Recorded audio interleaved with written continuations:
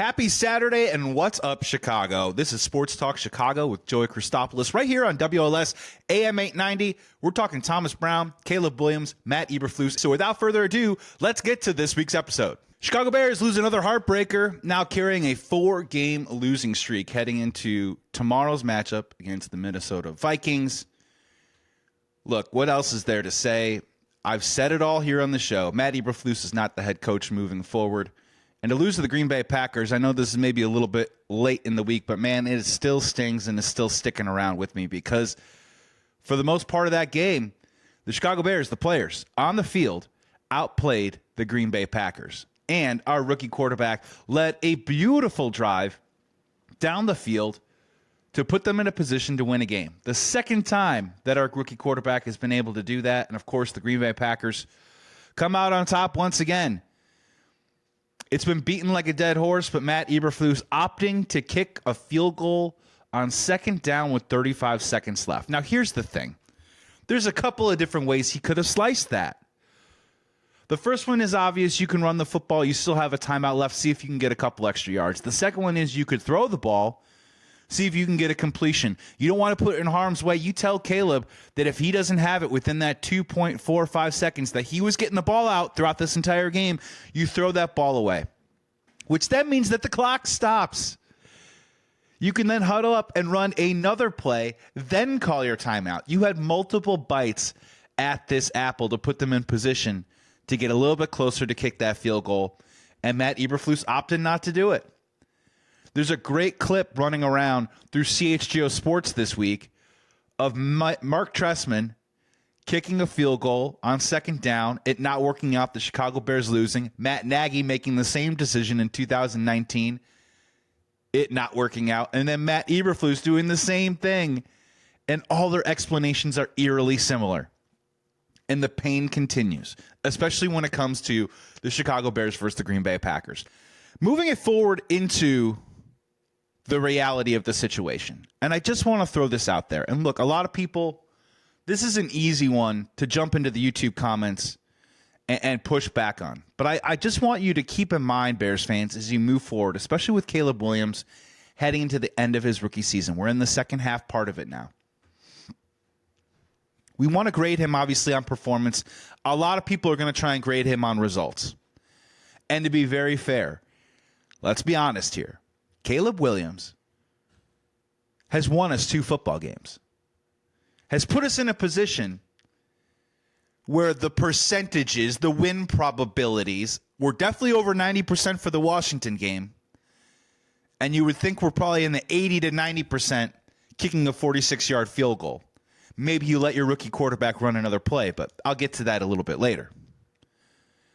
But there are these strange commonalities. I'm not here asking for revisionist history.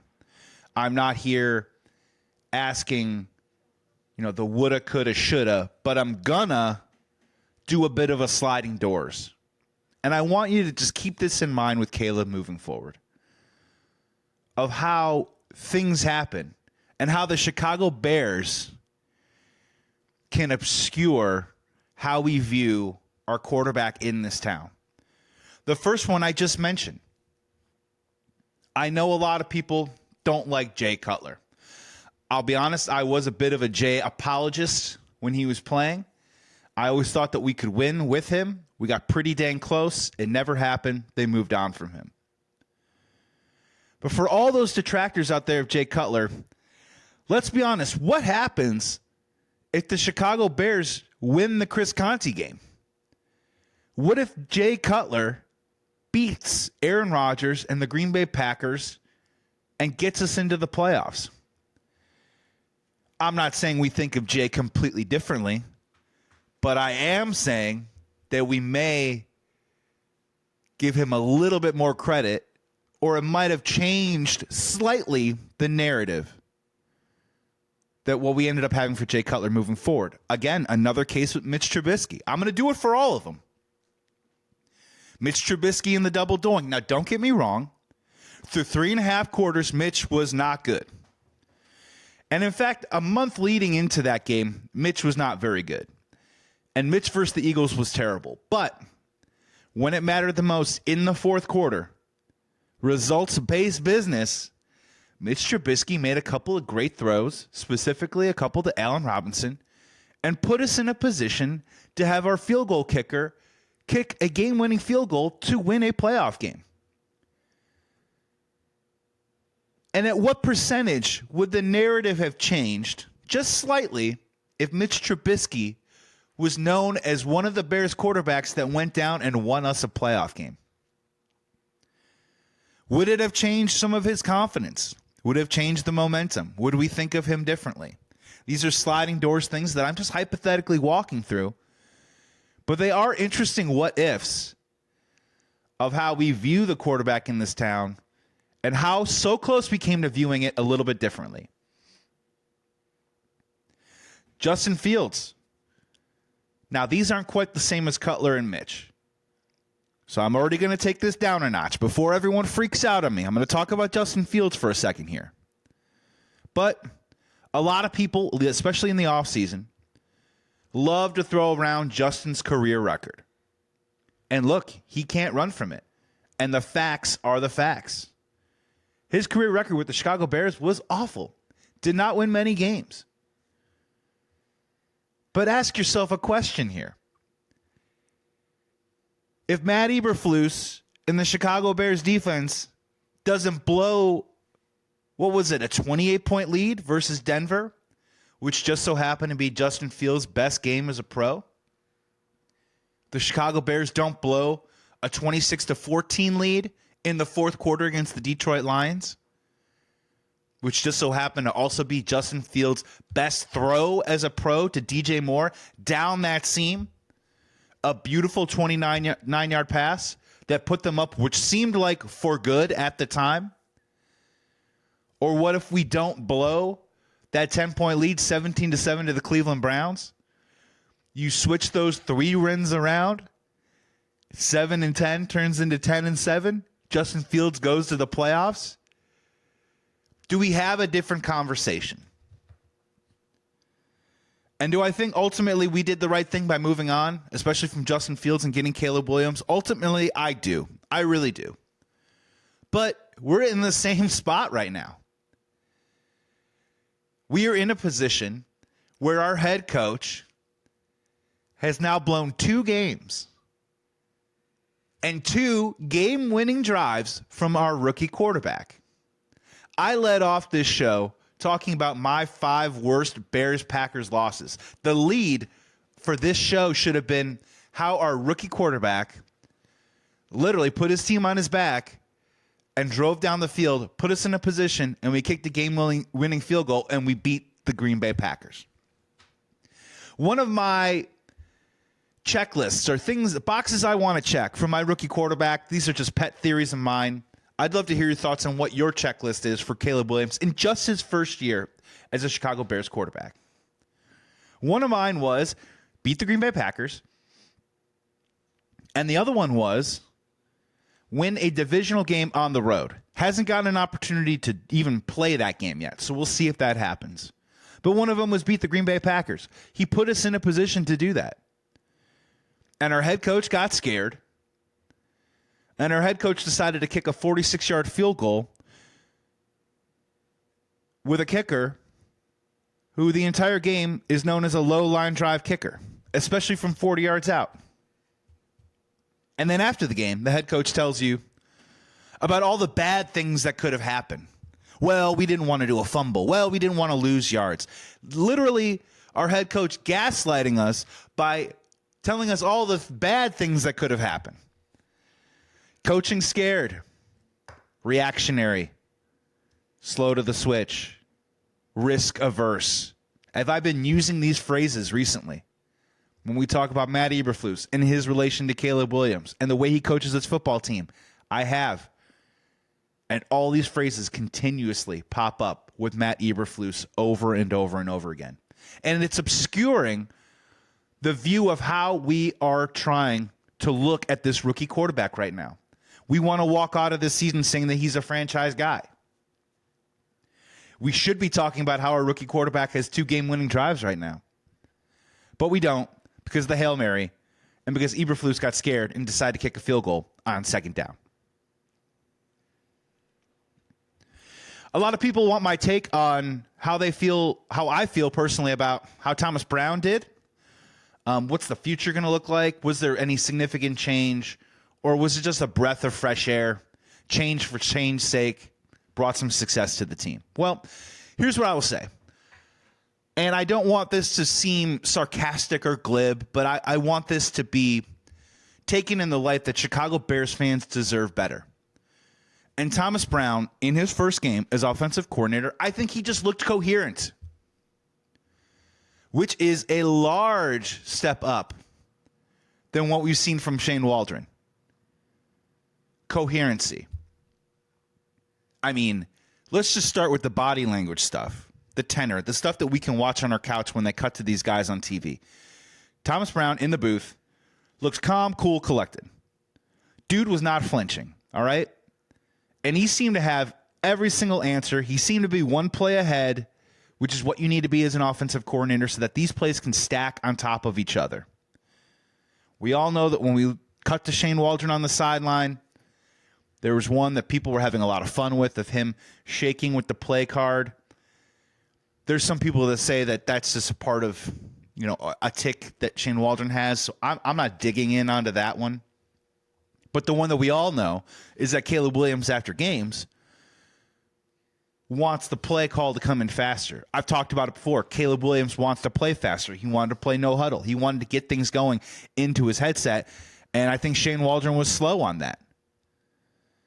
And Thomas Brown seemed to be the type of guy that was just giving the play, feeding it, knowing the next one is, next play, stack on top of each other. Do you want something tangible from Thomas Brown? I will tell you this, and keep a close eye on it when the Bears play the Vikings this week. Before Thomas Brown took over under Shane Waldron's offense, Chicago Bears ran the fourth fewest pre-snap motion at 44% under Shane Waldron. League average is about 50%.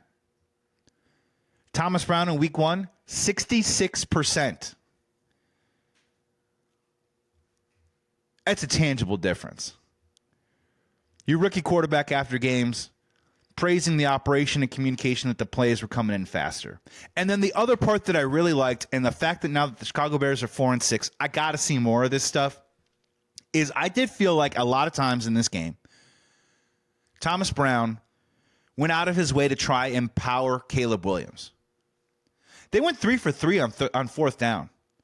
And some down and distances in some place in the field where maybe if they were 6-4 or you know what I mean, if the season was going a different way, maybe we would have played a little bit more cautiously. And for a Matt Eberflus team that always is doing everything they can to avoid risk, play vanilla, play boring, I thought going for it on fourth down, I was like, wow, this is a breath of fresh air. And when you saw it, you're like, look, we're putting this into the QB's hands, and we need Caleb to make a throw and go out there and do it.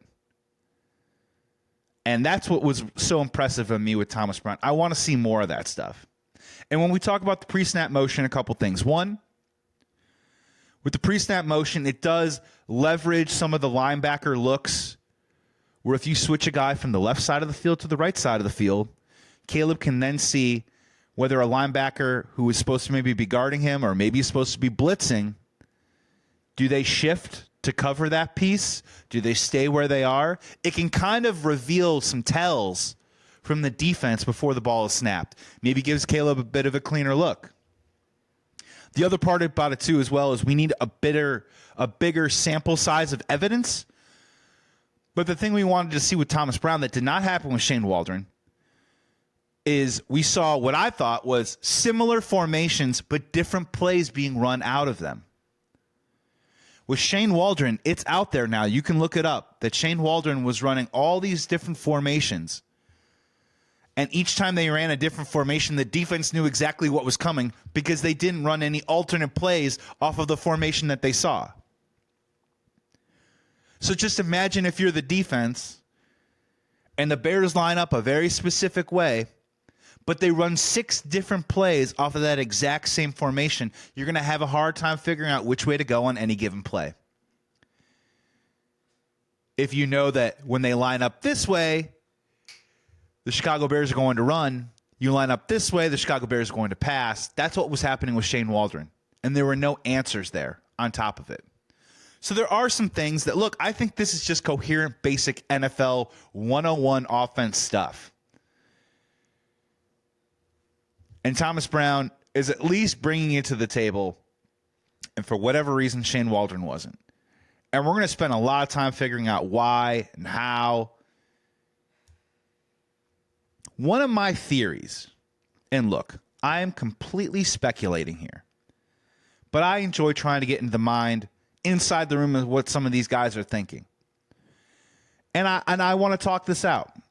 Because here on WLS AM 890 with Sports Talk Chicago, this is a great place on a Saturday night to walk through this type of stuff. I am trying to wonder about Caleb and Shane Waldron's relationship. When you talk about Keenan Allen saying that Shane Waldron was too nice of a guy, and you talk about a guy like Caleb, who I believe has a path. He has these notebooks. He has these notes every day trying to get a little bit closer towards being a great player, being a Hall of Fame player, being a Super Bowl champion. And Caleb does not lack confidence, right? So if you get a guy who's your boss and he's a really nice guy and he asks you, take any kind of job, and he says, what can you handle? And what if Caleb says, I can handle anything? And even if Shane doesn't believe him, Shane acquiesces to Caleb because he wants to be a nice guy, and he tries to throw a whole boatload of stuff at Caleb. And Caleb was continuously being confident. He would never say no. He would keep saying yes, keep giving me more, keep stacking the papers up on my desk.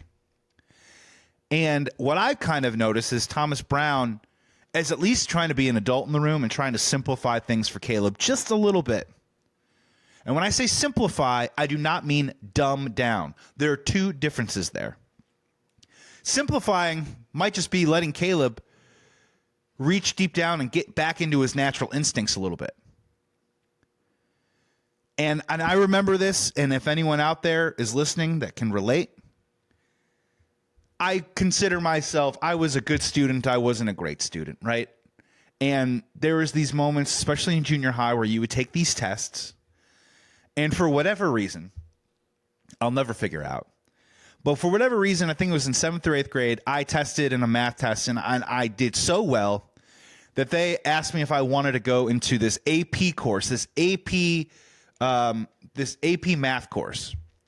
And I said yes. The test said that I was capable of handling it.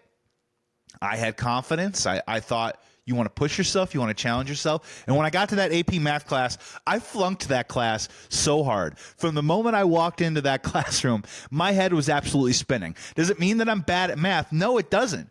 In regular math with everybody else, A student, but once I got to that AP level, I simply wasn't ready.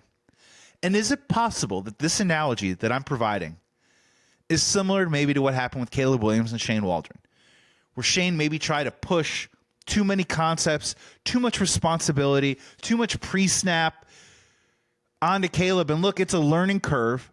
I've talked about it a lot, peaks and valleys. But maybe we're at the point a little bit where we've put a lot on Caleb's plate. For the most part, he's handled it really well. But is it leading to the ultimate success of the team? And what if we pulled it back a little bit and just try to get better at some more of the fundamental, simple stuff, more of the coherency, dial into that pre-snap motion. Let's see if we can get really good at that and then incrementally get a little bit better. And I'm wondering if that's what happened a little bit. Because the offense, look, the Chicago Bears scored 19 points, right? I'm not like Thomas Brown. I'm not saying he's going to be head coach. I don't think he's going to be with the team next year. But I want to applaud him in the present, that I think he did a good job bringing us back to what I've used a lot this year, baseline offensively. 19 points, ain't going to blow my hair back. I'm not going to say, he's the next Mike Martz, the greatest show on turf. Or, him and Ben Johnson are neck and neck in terms of acumen. But you could kind of tell what he did with Caleb was he tried to kind of dial it back a little bit, simplify it. And we saw moments where Caleb was now able to actually unleash some of those potential that we saw. Those rollouts, those good throws. And you could tell he was in rhythm a little bit more. And we'll never know what happened, but maybe, to Caleb's eagerness to be so great so soon, maybe they overloaded him a little bit, and Shane Waldron simply wasn't the filter able to slow him down and pull on the reins. Maybe he was just too nice of a guy. We're never going to be really sure. But here we are sitting at 4-6 with a new offensive coordinator trying to make the best of it. Coming back here on Sports Talk Chicago with Joey Christopoulos, right here on WLS AM 890. I hope you're having a wonderful night on a Saturday, Chicago. Hope you're staying warm, and I hope you're ready for the Chicago Bears to play the Minnesota Vikings next weekend. Maybe we can snap this 4-game losing streak after going 4-2, heading out of London. Can you really imagine this is the place that we're at? And can you also imagine we have a head coach now who not only has on his resume a 3-game losing streak, this 4-game losing streak, and of course that 14-game losing streak. He's got patches and holes in that resume. That's a 20-game stretch right there. I know that came over the course of 3 seasons, but man, 3 games, man, that's not winning for a month.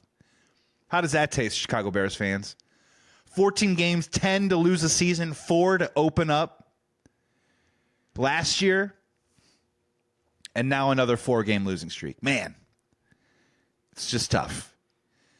And it's the season already. A lot of head coaching candidates. Who could be fired? Who could be on the way out? Who the Chicago Bears could possibly consider?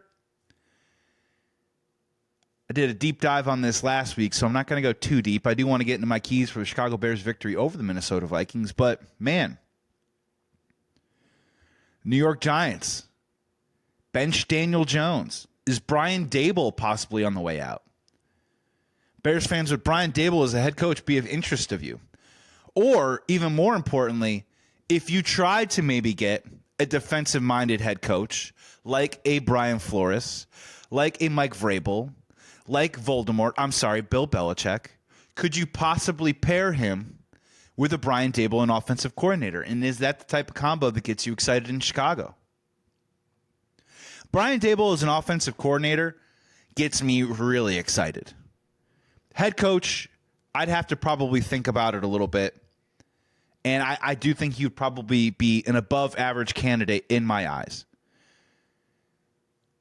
Ben Johnson's name is still out there. Now it's kind of flipped, right? This is what's so funny.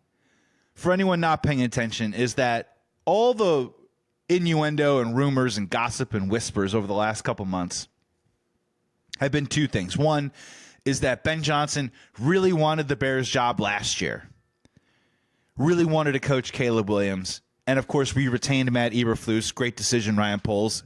Tongue firmly in cheek. And then heading into this year, it would be that the Bears would be at the top of Ben Johnson's shopping list if he were to become available and interview for jobs again in the offseason. Now, in the last week or so, this is what's so fun about it, is that there are now the whispers and rumors is that Ben Johnson's being told by people close to him that the Chicago Bears is a place where coaches go to die. And I can't refute that statement. For a first-time head coach, they ain't wrong. Now, of course, Ben Johnson is going to want more than $8 million.